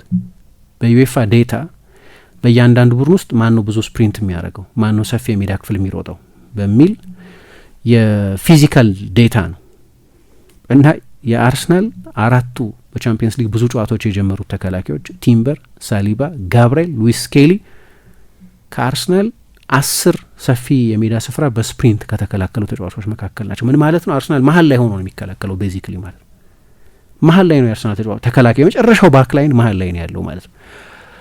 በዛ መንገድ ነው የሚጫወተው። እያንዳንዱ ተጫዋች ከ20 ኪሎ ሜትር ፐር አወር በላይ ይሮጣል ማለት ነው በእያንዳንዱ ዲፌንሲቭ አክሽን፣ በተለይ ሰፊ ሜዳ ሲከላከል። ይሄ ደግሞ ምን ያደርጋል? የሶፍት ቲሹ ጉዳት ያመጣል፣ የሃምስትሪንግ ጉዳት ያመጣል። እና ሁሉም የአርሰናል ተጫዋች አንዱም ሳይተርፍ በውድድር ዘመኑ በተለያየ ጊዜ እንደዚህ አይነት ጉዳት አጋጥሞታል። እና ስቴቢሊቲ አጣ መጨረሻ ላይ። ችግር ነው ብዬ አላምንም፣ ግን ለምሳሌ መጀመሪያ አካባቢ የጠብቀውን ያህል የነበረውን የክሊንሺት መጠን እየጠበቀ ካልሆነ አንደኛው ምክንያት እሱ ነው እንጂ ለምሳሌ ዲሴምበርን ብቻ ውሰጂ፣ አንድ ወር ኤቨርተን ብቻ ነው ከአርሰናል ያነሰ ጎል የተቆጠረበት። እንዲህ ዳውት ኖሮ ማለት ነው ኤቨርተን ብቻ ከአርሰናል ያነሰ ጎል የተቆጠረበት። ከአንድ ጎል በላይ ቪላ ነው ያስቆጠረው። ማንም አንድም ጎል ማያስቆጥሩ አሉ፣ ግን ከአንድ ጎል በላይ ተቆጥሮበት አያውቅም። ያም 95ኛው ደቂቃ ላይ የተቆጠረ የመጨረሻው የጨዋታ ኪክ ላይ የተቆጠረ ጎል እና አርቴታ ይሄንን ስላመነ ሊሆን ይችላል ቡድኑ የሚጫወትበት መንገድ የተከላካዮች ማስል ላይ ሎድ ያመጣል። ሰፊ ስፔስ የመከላከል ችሎታ ያስፈልጋል። 50 ሜትር የመከላከል ችሎታ ያስፈልጋል። ሳጥን የመከላከል ችሎታ አይደለም የአርሰናል ተከላካዮች የሚያስፈልጋቸው። ቡድኑ እንዲጫወት ዲዛይን የተደረገው በዛ መንገድ ነው። ከዛ ያን ያህል አስፈላጊ ሳይመስለን ሞስኬራን አመጣው። ያንን ያህል አስፈላጊ ሳይመስል ኢንካፒየን አመጣው። ተጨማሪ አዳዲስ ተጫዋቾች ናቸው እነዚህ እና ለእያንዳንዱ የተከላካይ ስፍራ ቢያንስ ሁለት ተጫዋቾች አሉት። ችግሩ ግን ሁሉም ተጫዋቾች ተጎዱ ብቻ ሳይሆን 8ቱንም ተጫዋቾች በዚህ ውድድር ዘመን 27 እና 28 ጨዋታ ነው አርሰናል ያደረገው። 3 ማች ዴይ ላይ ብቻ ነው ሁሉንም ተጫዋቾች አቬለብል ሆኖ ያገኝ። በ3 ጌም ብቻ ወይ ሳሊባ የለም፣ ወይ ጋብርኤል የለም፣ ወይ ቲምበር የለም፣ ወይ ካላፊዮሪ የለም፣ ወይ ኢንካፒዬ የለም፣ ወይ ሞስኬራ የለም፣ ወይ የሆነ ተጫዋች ወይ የሆኑ ተጫዋቾች በዛ ያሉ ተጫዋቾች የማይኖሩበት ጊዜ ይመጣል። አሁን እንደ ልብ ከኋላ ሮቴት ማድረግ አልቻለም። ስኳድ አለው ኦኬ፣ ግን ያ ተጫዋች አቬለብል እስካልሆነ ድረስ በዛ ጊዜ የስኳዱ አባል ነው እንደ ሎንግ ረን። አዎ፣ ግን ለዛ ጨዋታ አይሰራም እና 3 ጌም ላይ ብቻ ነው ፉል ፊትነስ ላይ የነበሩ ሁሉንም ተከላካዮች ያገኙ። ከዛ በስተቀር የሆኑ ተጫዋቾች ይጎሉበታል ሁልጊዜ እና ያ ስቴቢሊቲ ሁሌ ላይኖር ይችላል። ለጊዜው ለእኔ ያን ያህል ችግር አይደለም። ሰዎች ደግሞ አይ ለምን አንዳንድ ጊዜ ስታይል ለውጥ በሎወር ብሎክ በምን አይጫወትም የሚሉ ሰዎች አሉ። ለምን ይለውጣል? የፕሪሚየር ሊግ መሪ አይደለም? በዚህ መንገድ ነው ስለተጫወተ ነው የፕሪሚየር ሊግ መሪ የሆነ። የቻምፒየንስ ሊግ መሪ ነው። ብቻው 100% ጨዋታዎቹን ያሸነፈው ቡድን ኢፌክቲቭሊ ካይራት አልማቲ የሚባለውን ቡድን ካሸነፈ አንደኛው የሁለተኛው ሆኖ መጨረሱን ያረጋግጣል። እየሰራለት እኮ ነው። በሊግ ካፕ ሴሚ ፋይናል ላይ ደርሷል። በእያንዳንዱ ውድድር ጥሩ ሁኔታ ላይ ነው ያለው። የሰራለትን ሜተድ ለምን ይለውጣል የሚል ደግሞ ክርክር ሊነሳ ይችላል። ግን እንደዚህም ሆኖ የፕሪሚየር ሊጉ ቤስት ዲፌንስ ነው በሲዝኑ በጠቅላላው ብቻ ሳይሆን አሁን አርሰናል ትንሽ ሸርተት እያለ ነው እንዴ በሚባልበት ጊዜ ሳይቀር ከ5 ጨዋታ 4ቱን አሸንፏል። እንደዛ ሲባል ግን እንደዛም ሆኖ ደግሞ ቤስቱ ዲፌንስ ነው። አሁን አንዳንድ ጊዜ ያ ወብል የሚመጣው ያ ከኋላ መላላት የሚመጣው ብዙ ጎል የተጋጣሚ ቡድን ማስቆጠር ሲጀምር ያልተለመደ የሙከራ መጠን ስታይ እንደዛ ሲሆን ነው እየላላ ነው ከኋላ ማለት ነው ምትዩ። ግን ክሪስታል ፓላስ ለምሳሌ ፕሪሚየር ሊግ ጨዋታ አይደለም ግን ትልቅ ጨዋታ ነበር። እዛ ጨዋታ ላይ ለምሳሌ የ95ኛው ደቂቃ ላይ የተቆጠረው ጎል ክሪስታል ፓላስ በዛ ጨዋታ ያደረገው የመጀመሪያው ኢላማውን የጠበቀ ሙከራ ነው። በቀደም ብራይተን አርሰናል ላይ ጎል ሲያስቆጠር የመጀመሪያ ኢላማውን የጠበቀም ኢላማውን ያልጠበቀም የመጀመሪያው ሙከራ ነው። መጨረሻ ላይ 1-0 ምናምን ብቻ ስለሆነ ያቺ ስሜት አለች። ወንበርሽ ጫፍ ላይ ሆነሽ እንደ አርሰናል ደጋፊ ለሚያዩ ሰዎች አንድ ጎል ነው፣ አንድ አስደናቂ ከ50 ሜትር የሚቆጠር ጎል ሊቆጠር ይችላል። አንድ ተጫዋች የትኩረት ማጣት ሊገጥመው ይችላል። አንድ ውሳኔ ተስማሚበትም ባትስማሚበትም የዳኛ ውሳኔ፣ አንድ የቆመ ኳስ፣ አንድ ረጅም የመልስ ውርወራ ምናምን የጨዋታውን አጠቃላይ ተፈጥሮ ሊለውጠው ይችላል። ግን ከምንድነው ከዱሜንግሉም ወጣ ብለሽ ከሚል ስሜት ወጣ ብለሽ ነገሩን ካየሽው ግን አክቹዋል ፐርፎርማንስን ለጊዜው ውጤትን ኢግኖር አድርገሽ አክቹዋል ፐርፎርማንስን ካየሽ ግን እነዛ ቡድኖች ያንን ጎል ለማስቆጠር መትረፋቸው ራሱ የሚገርም ከብልጫው አንጻር በብራይተን የአይነት ፋይቲንግ ቻንስ ማግኘቱ የሚገርም ነው። በመጀመሪያ አጋማሽ ከተወሰደበት የብልጫ መጠን አንጻር እና በመከላከል በኩል መላላት አለ ብዬ አላምንም። ጎል እየተቆጠረ ነው። የመጀመሪያውም ሳስቴን ለማድረግ የሚከብድ ነው ለነገሩ የክሊንሺቱ መጠን ካለፈው 10 ጨዋታ አንድ ጨዋታ ብቻ ነው ጎል የተቆጠረ እያልን እናነሳ ነበር አይደል? ኖርማሊ ሳስቴን ለማድረግ በጣም ያስቸግራል። ግን ምክንያቶች ግን አሉት። አሁን ትላንትና አርቴታ ትላንት አይደለም የተናገረው ከጨዋታው በኋላ ነው የተናገረው። ግን በጥቂት ቀናት ልዩነት የሚደረግ ስለሆነ 2 ፕሬስ ኮንፈረንስ ማዘጋጀት አይቻልም። ስለዚህ ምን ያደርጉታል? ለምሳሌ 10 ደቂቃ ፕሬስ ኮንፈረንስ ነው መሆኑ ነው መሰለኝ። 6 ደቂቃ ስለ ብራይተን ጨዋታ 3 ደቂቃ ምናምን የምታገኙ ዩቲዩብ ላይ እሱ ኢምባርጎድ ይባላል። ጨዋታው ሊጀመር 24 ሰዓት ሲቀረው ፖስት የሚደረግ እና ሲቀርብ ቅድመ አስቶን ቪላ ጨዋታ ተብሎ ነው የሚቀርበው እና ልብሱም ፕሬስ ሴቲንጉም ሁሉም ያው ከዛ ጨዋታ በኋላ የተሰጠ እንደሆነ የሚያስታውቅ ማለት ነው። ሌላ ፕሬስ ኮንፈረንስ አይዘጋጅም። ልክ እንደዚህ በጣም በአጭር የጊዜ ርቀት ሲሆን የሚደረገው እና ምን አለ ስቴዲየም ውስጥ ነርቨስነስ አለ እና ያንን ነርቪ ኢነርጂ ግን መጠቀም እንፈልጋለን፣ ሉዝ ማድረግ አንፈልግም ከሚል ኢነርጂ የሚመጣ ስለሆነ አለ። አሁን ስቴዲየም ውስጥ ስላልሆንን አናቅም። ስቴዲየም ውስጥ ያሉ ሰዎች የሚናገሩትን ግን እናያለን፣ እንሰማለን። እነሱ የሚሉት የባለፈው የብራይተን ጨዋታም የባለፈው የወልቭስ ጨዋታም የባለፈው የብሬንፎርድ ጨዋታ ቀደም ብሎ የነበረውም ጨዋታ ሳካ ጎል 90 ምናምነኛው ደቂቃ ላይ እስኪያስቆጠር ድረስ 1-0 ብቻ የነበረው ጨዋታ፣ እነዚህ ሁሉ ጨዋታዎች ስቴዲየም ውስጥ የሆነ የ57,000 ሰው ጭንቀት እንዲኖር ያደረገ ነርቪ ነው። 1-0 ብቻ ወይ 2-1 ብቻ ስለሆነ እና ያ ጭንቀት አላል። ያንን ጭንቀት መጠቀም እንፈልጋለን የሚል አስተያየት ነው የሰጠው እና እንደ ሲዝን ችግሩ ምንድነው ለአርሰናል ለችግር ከሆነ 3 ተከታታይ ሲዝን ላይ ሁለተኛ የምትወጪ ከሆነ አምና ለብቻው በሁለት ውድድሮች ሴሚፋይናል ምትደርሺ ከሆንሽና የመጨረሻውን እርምጃ ማትራመጂ ከሆነ እና ለ20 ምናምን አመት 21 ወይ 22 አመት የፕሪሚየር ሊግ ዋንጫ ካልወሰድሽ ያለ የጫና ስሜት አለ፣ ነርቨስ የመሆን ስሜት እና ደግሞ በቅርብ አመታት ቡድኑ የተገነባበት ሁኔታም ኤክስፔክቴሽኑ ከፍ እንዲል አድርጓል። አርሰናል ዋንጫ ካልወሰደ ፌለር አርቴታ ፌል አድርጓል ማለት ነው የሚባልበት ደረጃ ላይ የተደረሰ ቡድን ስለሆነ የሚፈጠር ነርቨስነስ አለ።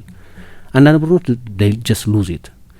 ሌቨርኩዘን እንደዛ አይነት ታሪክ ነው የነበረው። አሎንሶ እስኪመጣ ድረስ ኔቨርኩዘን በቃ መቼም የማይወስድ እንዲባል አድርጎታል። ከየትኛውም የቡንደስሊጋ ቡድን በላይ ባለፈው 30 አመት ሁለተኛ ሆኖ የጨረሰው ሌቨርኩዘን ነበር። ያቺን የመጨረሻዋን ክር እስካልተሻገሯት ድረስ ያቺን ፊኒሽንግ ላይን ባጁን ክሩን በጥሰው እስካላለፉ ድረስ ሁሌ የሚኖር የኤጂ ስሜት አለ፣ ነርቨስ የመሆን ስሜት አለ። አንዴ ካሸነፍሽ በኋላ ሜቢ አላቅም እንደዛ ላትሆኝ ትችላለሽ፣ ግን እስክታሸንፊው ድረስ ሁሌ የሚኖር አይነት የነጥብ ልዩነት ነው። በጣም እንደዚህ ቀረብ ሲል ሲቲ ጊር እየቀየረ ነው የሚባልበት ወቅት ላይ ስትሆኝ ልክ እንደዛ ሲሆን የሚፈጠር ነርቨስነስ አለ። እንደ ሲዝን ግን ኤክሰፕሽናል ሲዝን ነው ለኔ አርሰናል ሲዝን። ከ26 ጨዋታ 21 ጨዋታ ካሸነፍ ነው የሚባለው። ታዲያ በሁሉም ውድድር 26 ጨዋታ መሰለኝ ያደረገ 26 27 ጨዋታ 21 ካሸነፈ ከ26 ጨዋታ የሚገርም ሲዝን ነው። ካለፉት 5 ጨዋታዎች 4ቱን አሸንፎ ነው ይሄ አይነት ስሜት ያለው። 3 ተከታታይ ጨዋታ አሸንፏል ለምሳሌ በፕሪሚየር ሊግ ብቻ። ችግሩ ምንድነው? በአንድ የጎል ልዩነት በነጠላ የጎል ልዩነት ማሸነፉ ነው። ግን ይሄ ስሜት ከአጨራረስ በስተቀር የአንድ የጎል ልዩነት በቋፍ ያለች መሪነትን ይዞ ከመቆየት በስተቀር እንደ ፐርፎርማንስ ግን ደካማ አይመስለኝም በጭራሽ። ምሳሌ ያለፉትን 2 ጨዋታዎች ልውሰድ፣ የፓላስን እና የብራይተንን ጨዋታ። አንደኛው የሊግ ካፕ፣ አንደኛው የፕሪሚየር ሊግ ጨዋታ ነው። ከደህና ቡድኖች ጋር በጥሩ አሰልጣኞች ከሚሰለጥኑ ደህና ስብስብ ካላቸው የሚድል ክላስ ቡድኖች ጋር የተደረጉ ጨዋታዎች ናቸው። 19 የተለያዩ ተጫዋቾችን ከመነሻው ጀምሮ ተጠቅሟል። ይሄ የቡድን ጥራቱን ያሳያል። የመጀመሪያዎቹን አጋማሾች ብቻ ብትወስጂ ምሳ የብራይተንን የመጀመሪያ አጋማሽ፣ የክሪስታል ፓላስን የመጀመሪያ አጋማሽ ብቻ ብትወስጂ በነዛ አጋማሾች ጨዋታዎቹ ማለቅ ነበረባቸው። አሁን እድለኛ ነው እነዛ ኦንጎሎች ስለተቆጠሩ ምናምን ትያለሽ። ኦፍኮርስ እድል ያስፈልጋል ለነገሩ። ግን እውነት እድለኛ ነበር በነዛ ጨዋታዎች ወይስ እነዛ ቡድኖች ናቸው እድለኞች የነበሩት ፋይቲንግ ቻንስ ስለነበራቸው?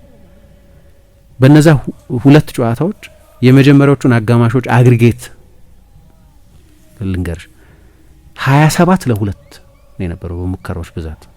አርሰናል 27፣ ፓላስና ብራይተን በሁለቱ ጨዋታዎች አንዳንድ በጋራ 27-2 የሙከራ መጠን ነው የነበረው። እንደዚህ የምትሞክሪ ከሆነ ሁለቱንም አጋማሾች በትንሹ 3-0 መምራት ነበረበት ማለት ነው። ከዛ የጌሂ ጎል ወይ ጎሜዝ ጎል ኢሬሌቫንት ይሆን ነበር፣ ልዩነት አያመጣም ነበር። ቀደም ያነሳውት የኮንቨርዥን ሬት ጉዳይ የሚነሳው ዮኬሬስ ባለፉት 6 ጨዋታ 1 ጎል፣ ሳካ ባለፉት 6 ጨዋታዎች 1 ጎል፣ ትሮሳር ባለፉት 6 ጨዋታዎች ዋናዎቹ ተጫዋቾች ጎል እንዲያስቆጥሩ የምትጠብቂያቸው ተጫዋቾች ጎል እያስቆጠሩ አይደለም። በጎ ነገር አርሰናል ሌላ መሳሪያ ያለው ሴት ፒስ። አሁን ጋብሪኤል ይመጣል ዛሬ ሊጀምር ይችላል። አይ ቲንክ የሚጀምርም ይመስለኛል። ከታሰበውም ጊዜ ቀድሞ ነው የመጣው። ግን ያለ ጋብሪኤልም አሁን የሆነ ጊዜ አነሳለሁ በአርሰናል ሴት ፒሶች ሲኒማቲክ ናቸው። ራሳቸው ለተጫዋቾች ብዙ ጊዜ ጎል የሚያስቆጥሩ ከሆነ ፍርሃት አለ ማለት ነው። በጣም በነዛ የቆሙ ኳሶች ላይ ያለ ፍርሃት አለ። ኢንኤክስፕሊካብል ነው። ባለፈው ኦብራይን አሁን በእጁ ዘሎ የነካው ኳስ ከኤቨርተን ጋር በነበረው ጨዋታ ያ የሚፈጥርብሽ ቴረር እኮ ነው። ሁሉም የቆሙ ኳሶች አይደሉም። በእርግጥ ሞስኬራ የቆመ ኳስ አይደለም ያስቆጠረው፣ ግን ሳም ጆንስተን የወልቭሱ በረኛ ማዕዘን ምት ነው ራሱ ላይ ያስቆጠረ። ያው የሳካ በጣም ኃይለኛ የቅጣት ምት ነበር። ብረት መልሶ ሲመጣ ነው በጀርባው የገጨው። ይሄ ጥሩ መሳሪያ ነው። ጋብሪኤል ሲኖር የበለጠ ፐርፌክት የሚያደርጉት መሳሪያ ይሆናል ብዬ ገምታለሁ። ግን ደግሞ ሁለተኛዎቹ አጋማሾችም ላይ ብዙ ሲወርድ አታዩም። በሁለተኛዎቹ አጋማሾች ያለፉትን 2 ጨዋታዎች ብቻ በወስድና የሁለቱን አጋማሾች የሙከራ መጠን ደምሬ በአብራራው 24 ሙከራ አድርጓል አርሰናል በሁለቱ አጋማሽ በሁለቱ ቡድኖች ላይ 24 ለ10 ነው የነበረው። ከነዚህ 10 ሙከራዎች መካከል 4ቱ ብቻ ናቸው ኦን ታርጌት የነበሩት። ባለፉት 2 ጨዋታዎች አርሰናል በብራይተን በፓላስ 4 ኢላማቸውን የጠበቁ ሙከራዎች ብቻ ነው የተደረጉበት። ምንም የላለ የተከላካይ መስመር አያሳየኝም። ብራይተን አሁን ነርቨስ ስትሆኛ ያለ ስሜት አለ አይደል? ባለፈው ስለ አርሰናል የጨዋታ ማኔጅመንት ሳነሳ ነበር። ነርቨስነስ አለ። ነርቨስነሱ የሚመጣው ከማርጅኑ ማነስ ነው። 1-0 ከመምራቱ ብቻ የሚመጣ ነው። ከዛ ነው የሚነሳው። ግን ብራይተን በጎሜዝ አማካይነት ያቺን ጎል ካስቆጠረ በኋላ 26 ደቂቃ ነበረው በጨዋታው ላይ 26 ደቂቃ እየቀረው ነው ጎሜዝ ያንን ጎል ያስቆጠረው እና 2-1 ሆነ። ድንገት ሰፈሩ ተረበሸ ነገር። ከዛ በኋላ ባሉት 26 ደቂቃዎች አንድ ኦን ታርጌት ብቻ ነው የሞከረው። ያኩባ ሚንቴ የሞከረውና ራያ ያዳ ነው ያንን አስደናቂ ሞከረ። ከዛ ሌላ ኦን ታርጌት አልሞከረም ብራይተን። እንዲያው አርሰናል ተጨማሪ ኳሶች አለ። ስለዚህ አሁን የሙከራዎች መጠን ሁልጊዜ ብልጫ ላይ ይናገሩ ይችላሉ ምናምን፣ ግን በእነዚህ ጨዋታዎች አይናችንም ስለሚያይ ብልጫዎቹን ማየት ይቻል ነበር። ደግሞ ስፔኩሌቲቭ የሆኑ ጨንቆሽ ምናምን ከ50 ሜትር የሚሞክሯቸው አይነት ሙከራዎች አሉ። ብዙ ሀይ ኳሊቲ ቻንስስ በኤክስጂም በቢግ ቻንስስ ኦፕታ እንደሚለው በምንም ሊገለጹ የሚችሉ በአይንሽም እንዴት ሳተው የምትያቸው አይነት ትልልቅ የጎል እድሎች የተፈጠሩባቸው ናቸው። አንዳንድ ጊዜ እንደዛ አይሆንም። ለምሳሌ በዚህ ውድድር ዘመን አርሰናል ብዙ ሙከራ ያደረገው ባለፉት 2 ጨዋታዎች ነው። 25 እና 24 ሙከራ በድምር 49 ሙከራ ያደረጋባቸው። ግን አንዳንዴ ለምሳሌ በጣም ኤፊሽንት ከሆንሽ ፔስቬን አምና 7-1 ሲያሸንፍ 15 ሙከራ ነበር ያደረገው ከየሁለት ሙከራው አንድ ይቆጠር ነበር። አሁን ሲቲ ከ6 ሙከራ አንድ ጎል ያስቆጥራል። አሁን አርሰናል ከብዙ ሙከራ ነው አንድ የሚያስቆጥር። እዛ ጋ ነው ትልቁ ችግር። ስፖርቲንግ ሊዝበንን አምና 5-1 ሲያሸንፍ ከ12 ሙከራ ነው 5 ጎል ያስቆጠረው። ሲቲን 5-1 ሲያሸንፍ ከ12 ሙከራ ነው 5 ጎል ያስቆጠረው። ባለፈው ቶተንሃምን 4-1 ሲያሸንፍ ከ17 ሙከራ እንደዛ ያስቆጠረው። ኮንቨርዥንሽ በጣም ጥሩ ሲሆን ብዙ ሙከራ ማድረግ አይጠበቅብሽ። አሁን ኮንቨርዥኑ ጥሩ አለመሆኑ ነው ትልቁ ችግር እንጂ በዚህ አሁን ባልኩት አካሄድ አርሰናል በሰፊ ውጤት ማሸነፍ ነበረበት እና ዝም ብለሽ በግርድፍ ካየሽው ልክ ነው። ኦንጎል ብዙ ነው። ቀደም ሩታ አስቆጠረ፣ ባለፈው ለክሮ አስቆጠረ፣ ባለፈው ሳም ጆንስተን አስቆጠረ፣ ራሱ ላይ ሞስኬራ አስቆጠረ።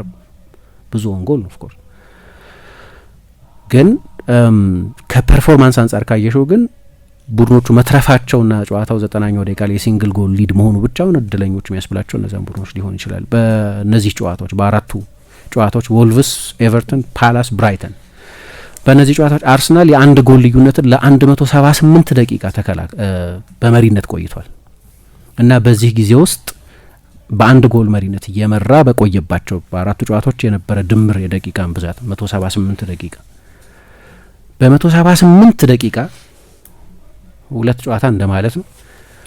ቡድኖቹ በእነዚህ አራት ጨዋታዎች አርሰናል በመራበት የጨዋታው ቅጽበት የጨዋታ ማኔጅመንትንም ችሎታ የሚያሳይ ነው። ይሄ 10 ሙከራ ነው የተደረገው፣ 5ቱ ኢላማቸውን የጠበቁ ናቸው። 2 ጎሎች ብቻ ነው የተቆጠሩት። ሰው እንደ ፐርፎርማንስ ብዙ የሚያሳስብ አይመስለኝም። ግን ችግሩ አንድ ስህተት ውጤቱን ይለውጠዋል። የወልቭስ ጨዋታ ላይ እንደዛ ሊሆን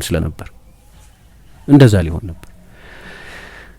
ስለዚህ ብዙ ዲስከሽን ስላለ ነው ይህንን ነጥብ ያነሳሁት። በሁለቱ ቡድኖች በኩል በአንዳንድ ብዙሃን መገለጽ እስከ 12 ተጫዋቾች ድረስ በዛሬው ጨዋታ ላይ አይኖርም ይላሉ። በአስቶን ቪላ በኩል በጣም ወሳኝ ተጫዋቾች የማይሰለፉ ተጫዋቾች አሉ።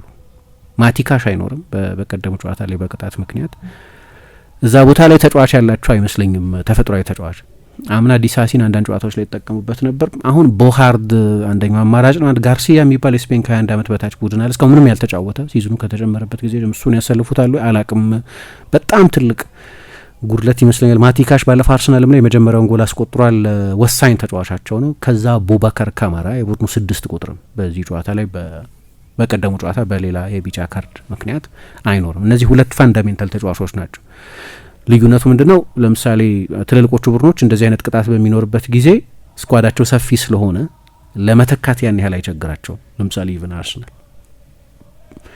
ለቪላ ግን በተለይ ደግሞ ክረምት ላይ እጅ አጥሯቸው ስለነበር በዝውውር ብዙ ተጫዋቾችም ለማምጣት እድል ስላልነበራቸው አሰልጣኝ ኡናይ ኤሜሪ ችግር ሊሆን ይችላል። ኦናናን 6 አድርገው ማሰለፍ የሚችሉ ይመስለኛል፣ ግን እንደ ካማራ አይነት ዲስፕሊን 6 አይደለም። በቀኝ ፉልባክ ላይ በአስቶን ቪላ በኩል ያለውን መሳሳት አይቶ ማርቲኔሊ ባለፈው ከፓላስ ጋር በጣም ጥሩ ተጫውተዋል አይደለም? በሊግ ካፕ ካቦ የሚባል ወጣት የቀኝ ዊንግ ባክ ግላስነር በመጠቀማቸው ነበር እንደዛ በለስ የቀን ነው። አንደኛው ምክንያት እርሱ ነበር። ስለዚህ የበለጠ ለሰፊ ስፔስ የሚሆነውን የአስቶን ቪላን የቀኝ ክንፍ በቀጥተኛ ሩጫዎቹ በስፒዱ የሚያጠቃውን ማርቲኔሊን የሚጠቀመው ወይ ከቪላ ጋር ደህና ሪከርድ ያለውን ትሮሳርን ነው የሚጠቀመው። በአርሰናልም በዚህ ውድድር ዘመን ሞስት ኢንፎርም የአርሰናል የማጥቃት ተጫዋች 11 ጎሎች ላይ የተሳተፈው ትሮሳር፣ እሱ አንድ በጣም ቁልፍ ውሳኔ ይመስለኛል። ለአርሰናል ደግሞ የቲምበር መመለስ አለመመለስ በጣም ወሳኝ ነው። እስካሁን ኮንፈርሜሽን ያለን አልመሰለኝም፣ ግን የጉዳቱ መጠንንም እንደው እንግዳ በሆነ ሁኔታ ነው የተጎዳው ከማለት በስተቀር የጉዳቱን አይነት ለዚህ ጨዋታ የመድረስ አለመድረሱንም ሁኔታ አላብራራውም። ግን በጣም ቁልፍ ነው። ምክንያቱም ራይስን መሀል ላይ ማጣት የሚፈልጉ አይመስለኝም። በእንደዚህ አይነት በጣም ቁልፍ በሆነ ጨዋታ ላይ አርቴታ ራይስን ማጣት የሚፈልግ አይመስለኝም። በቀደም በጣም የሚገርም ፐርፎርማንስ አሳይቷል። ለምንድን ነው የሚገርም ፐርፎርማንስ ያልነው? አንደኛ የመጀመሪያ ጨዋታው ነው በቀኝ ተከላካይነት፣ ሁለተኛ ልምምድም የሰራ አይመስለኝም በቀኝ ተከላካይነት ጭራሽ የመጨረሻ ሰዓት ጉዳት ስለሆነ እዛ ቦታ ላይ እንዲሰለፍ ያደረገው። ሁለተኛ ግን ጨዋታውን እያየሽ ከነበረ ምሳ ለነገሩ ጌሙንም እያስተላለፈው ነበር። እዛ ጨዋታ ላይ ራይስን ምንድን ብትጠብቂው አማካይ ነው አይደለም። ለምሳሌ ፓርቴን እዛ ቦታ ላይ ያጫወቶት ያውቃል፣ ግን ብዙ ጊዜ ኢንቨርት ያደርግ ነበር። ፓርቴ እዛ ቦታ ላይ ሲጫወት አርሰናል ኳስ በሚቆጣጠርበት ጊዜ አማካይ ነበር ማለት ነው። እና ኦኬ ራይስም አማካይ አይደለም፣ ስለዚህ ኢንቨርት ያደርጋል ብዙ የሚል ግምት ነበረኝ። ደንበኛ ኦቨርላፕ የሚያደርግ ፉል ባክ ነው የነበረው። የመጀመሪያው ጎል መቆጠርም ላይ ትልቅ ቀጥተኛ ሚና ነበረው። እዛ ቦታ ላይም ጥሩ መጫወት ይችላል፣ ግን በዚህ ጨዋታ ላይ ራይስን ሴንትራል ቦታ ላይ መጠቀም የሚፈልግ ይመስለኛል። ሌላ አንድ ትልቅ ውሳኔ የሚመስለኝ ዮኬሬስ ወይስ ሜቢ ጄሱስ ሜሪኖን አሁን ለጊዜው እነዚህ ተጫዋቾች እያሉ ወደፊት አስጠግቶ የሚጠቀምበት እየመሰለኝ ስላልሆነ ባለፈው በነበረው ጨዋታ ላይ ከዛ በኋላ ያነሳ ነው አንድ ነጥብ አስታውሳለሁ። በቪላ ከተሸነፉ በኋላ ሯጮች በሚፈለጉበት ጨዋታ ላይ ሯጮችን አልተጠቀመም። ወደ ኳስ የሚመጡ ተጫዋቾችን ነው የተጠቀመው። አርሰናል ግን ሯጮች አሉት፣ ከጀርባ የሚሮጡ ተጫዋቾች አሉ።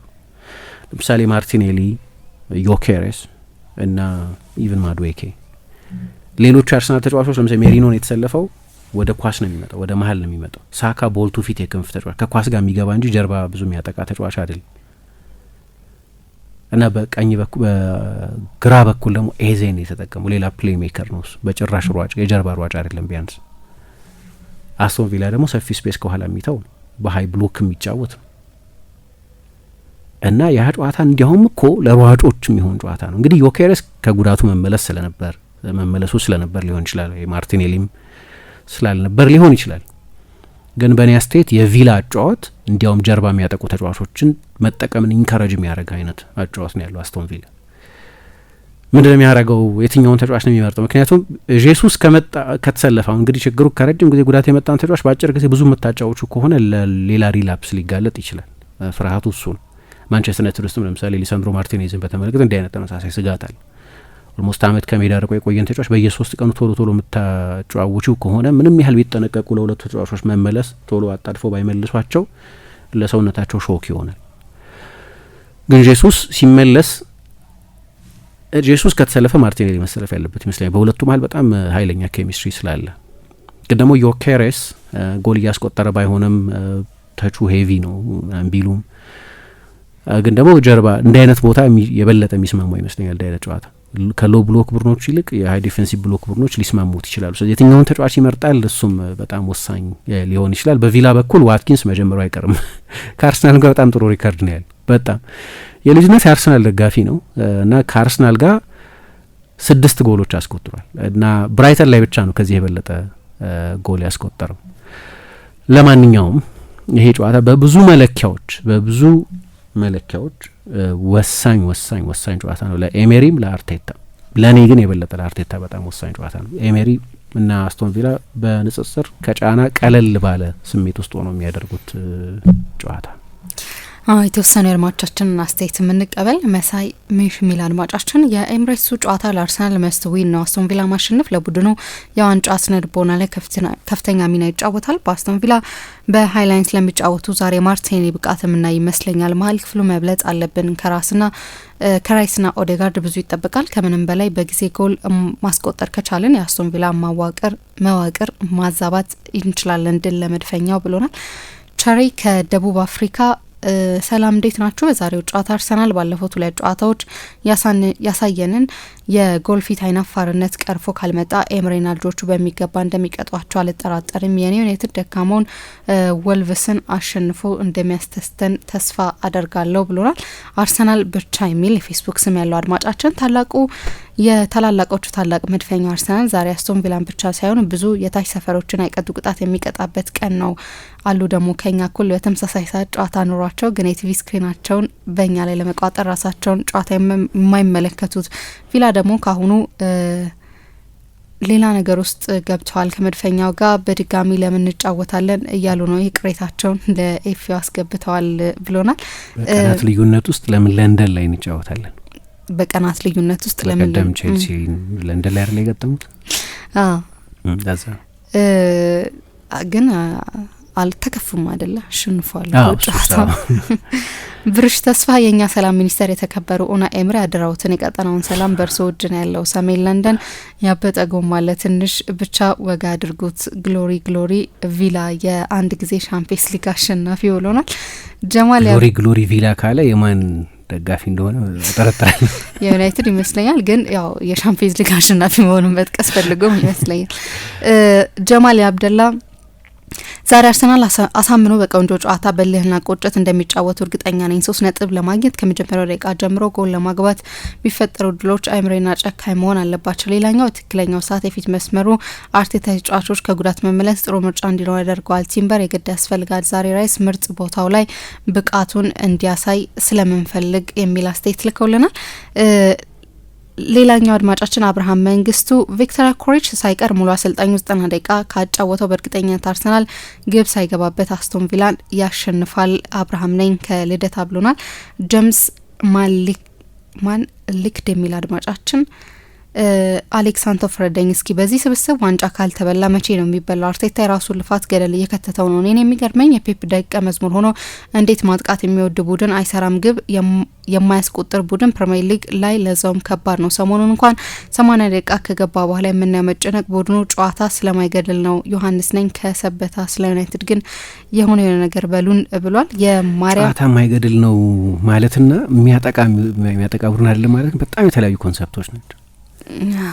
አዎ ይመስለኛል። ግን ሼር የሚደረግ ይመስለኛል አይደል? የአርሰናል ደጋፊዎች ኮንሰር አይ አሁን ይሄንን ስፔሲፊክ ኮሜንት ካየሹ እንዴት የሚያጠቃ ቡድን አይሰራም?